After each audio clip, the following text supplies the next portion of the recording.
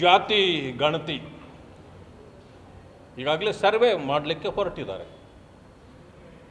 ನನಗೆ ಬಹಳಷ್ಟು ಕಡೆಯಿಂದ ಫೋನ್ಗಳು ಬಂದಿವೆ. ನಿನ್ನೆ ಕೂಡ ದಾವಣಗೆರೆಯಿಂದಲೇ ಬಂದವು. ಅದು ನೀವೇನಾದರೂ ತಗೊಂಡೋಗಿ ನಿಮ್ಮ ಇದನ್ನು ನಂಬರ್ನ ಕೇಳ್ತದೆ. ಕೇಳಿದ ತಕ್ಷಣ ಆಧಾರ್ ಕಾರ್ಡ್ ಹಾಕಿ ನೀವು ಬೇರೆ ಮನೆ ಹತ್ರ ಹೋದರೂ ಅದು ಇನ್ನೊಂದು ಮನೆಗೆ ಹೋಗುತ್ತಂತೆ, ಇವ್ರ ಮನೆಗೆ ಬರುತ್ತಂತೆ, ಏನು ಗ್ಯಾರಂಟಿ ಇಲ್ಲ. ಇದು ಏನು ತಂತ್ರ ಕುತಂತ್ರಗಳು ಇದರಲ್ಲಿ ಅಡಗಿದೆಯೋ ನಮಗಿನ್ನೂ ಗೊತ್ತಿಲ್ಲ. ಇದನ್ನು ಇನ್ನೂ ಪರಿಶೀಲನೆ ಮಾಡ್ತಕ್ಕಂಥದ್ದು ಭಾಳ ಇದೆ, ಪರಿಶೀಲನೆ ಹಂತದಲ್ಲಿದೆ. ನಿಮಗೊಂದು ವಿಡಿಯೋ ತೋರಿಸ್ತೇನೆ ನಾನು. ನನ್ನ ಕಡೆ ಒಂದು ವಿಡಿಯೋ ಇದೆ.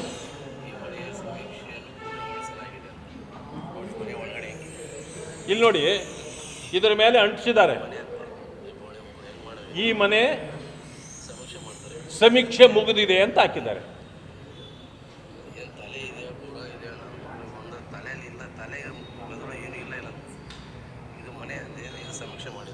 ಈ ಮನೆ ಸಮೀಕ್ಷೆ ಆಗಿದೆ. ಇವರು ಬಾಗಲ್ ತೆಗಿತಾರೆ, ನೋಡ್ಕೊಳ್ಳಿ. ಮನೆ ಸಮೀಕ್ಷೆ ಮಾಡಲಾಗಿದೆ ಅಂತ ಹಾಕಿದ್ದಾರೆ. ಇದು ಟಾಯ್ಲೆಟ್, ಇದು ಟಾಯ್ಲೆಟ್ ಮನೆಯೇ ಅಲ್ಲ, ಮೇನ್ ರೋಡ್ಗೆ ಇದೆ. ಇದು ಸಮೀಕ್ಷೆ ಮುಗಿದಿದೆ ಅಂತ ಹೇಳಿದ್ದಾರೆ.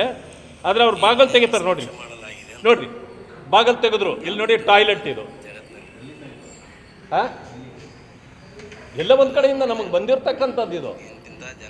ಆ ಬಾಗಲ ಮೇಲೆ ಸಮೀಕ್ಷೆ, ಈ ಮನೆಯ ಸಮೀಕ್ಷೆ ಮುಗಿದಿದೆ ಅಂತ ಹಾಕಿದ್ದಾರೆ. ಈಗ ಅವನು ಬೈತಾ ಇದ್ದಾರೆ, ಯಾರೋ ಕಳಿಸಿರೋರು, ಎಂಥ ಇದು ಮಾಡಿದ್ದಾರೆ ಇದು ಅಂತೇಳಿ ಕಳಿಸ್ತಾ ಇದ್ದಾನೆ. ಆದರೆ ಅವನು ಇದನ್ನು ನೋಡಿ ಬೇಕಾದರೆ ಇದು ಎಂಥ ಮನೆ ಅಂತೇಳಿ ಬಾಗಲ್ ತೆಗಿತಾನೆ. ಬಾಗಲ್ ತೆಗೆದ್ರೆ ಅದು ಟಾಯ್ಲೆಟ್.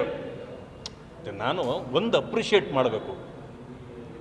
ನಾನು ಸರ್ಕಾರವನ್ನು ಭಾಳ ತೀಕ್ಷ್ಣವಾಗಿ ಏನು ಹೇಳಕ್ಕೆ ಹೋಗಲ್ಲ. ಯಾಕೆಂದರೆ ಟಾಯ್ಲೆಟಲ್ಲೂ ಬಿಡದೆ ಸಮೀಕ್ಷೆ ಎಷ್ಟು ಚೆನ್ನಾಗಿ ಮಾಡ್ತಿದ್ದಾರೆ ಅಂದರೆ, ಸರ್ಕಾರ ಟಾಯ್ಲೆಟನ್ನು ಬಿಡದೆ ಸಮೀಕ್ಷೆ ಮಾಡ್ತಿದ್ದಾರಲ್ರಿ. ಇದಕ್ಕಿಂತ ಉತ್ತಮವಾದ ಸಮೀಕ್ಷೆ ಯಾವ ಸರ್ಕಾರ ಮಾಡಲಿಕ್ಕೆ ಸಾಧ್ಯ? ಇದು ಸಿದ್ದರಾಮಯ್ಯನವರ ಸರ್ಕಾರವೇ ಮಾಡಲಿಕ್ಕೆ ಸಾಧ್ಯ. ಇದು ನಮ್ಮ ಬ್ಯಾಕ್ವರ್ಡ್ ಕಮಿಷನ್ನೇ ಮಾಡಲಿಕ್ಕೆ ಸಾಧ್ಯ. ಇನ್ಯಾರಿಂದಲೂ ಟಾಯ್ಲೆಟಲ್ಲೂ ತೆಗೆದು ಸಮೀಕ್ಷೆ ಮಾಡೋಂಥ ಶಕ್ತಿ ಬೇರೆ ಯಾರಿಗೂ ಇಲ್ಲ. ಇದರಿಂದಾಗಿ ಮುಂದೆ ಏನಾಗ್ತದೆ ಅನ್ನೋದನ್ನು ನೀವೇ ಊಹಿಸಿ ಅಂತಕ್ಕಂಥ ಮಾತನ್ನು ಹೇಳಲಿಕ್ಕೆ ಬಯಸ್ತೇನೆ. ನಮಸ್ಕಾರ. ಇವತ್ತೊಂದು ಕರೆ ಕೊಟ್ಟವ್ರೆ, ಈ ಸಮೀಕ್ಷೆ ನಡೀತಾ ಇದೆ, ಸಮೀಕ್ಷೆಯಲ್ಲಿ ಜನ ಪಾಲ್ಗೊಳ್ಬಾರ್ದು, ನಾನು ಪಾಲ್ಗೊಳ್ಳಲ್ಲ, ಯಾಕೆಂದರೆ ನಮ್ಮ ಮಾಹಿತಿಗೂ ಸುರಕ್ಷಿತ ಅಲ್ಲ ಅಂತ ಕರೆ ಕೊಟ್ಟಿದ್ದಾರೆ. ಈಗ ಸುರಕ್ಷಿತ ಅಲ್ಲ ಅಂತಕ್ಕಂಥದ್ದು ಬರ್ತಾ ಇದೆ ನಮಗೆ. ಯಾಕೆಂತಂದರೆ ಅದನ್ನು ನಾನು ಸ್ವಲ್ಪ ಪರಿಶೀಲನೆ ಮಾಡಲಾರ್ದೆ ನಾನು ಹೇಳಕ್ಕೆ ಹೋಗೋದಿಲ್ಲ.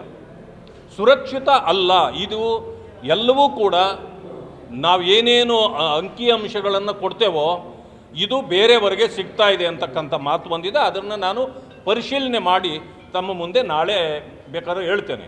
ಆದರೆ ಒಂದೇನಂತಂದರೆ, ಆ ರೀತಿ ಇದ್ದರೆ ಮಾಡಬಾರ್ದು. ಆದರೆ ಕೋರ್ಟ್ ಹೇಳಿದೆ,